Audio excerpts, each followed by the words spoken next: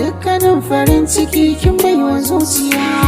Ko ina na ce ki duka kika sanya, cikin su mata wallakin zamo sarauniya. Da ke kaɗai talla na dinga tutiya, ki taimake ni na haura tsani. Bato nake ki buɗe kunnanki, ana faɗin masoyi nauyi ne, ki sauke na ki haka na gane.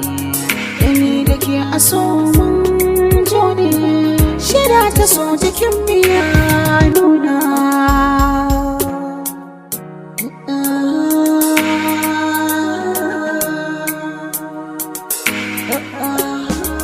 Masoyi ko kawa nake da rayuwa, ka bani agaji na ƙauna. In har ana biɗar bugawa na zuciya, kawai shi ne ka zama jina.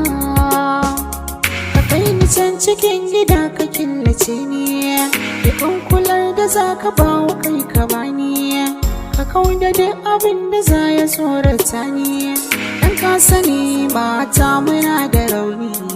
Amma idan da kai a gefe na, ƙaran da zuci za ta yi ƙuna. Adab da ni na ganka ka zauna, samun hakan shi ne cikar raburi. Na yarda so cikin safai sirri, masoyiya na baki labari. Aurenki shi ya zam cikar raburi, ki bani go a zuci in zauna. A zuciya cikin sani ya baya ke, sashin jiki na duka ke ka mallake.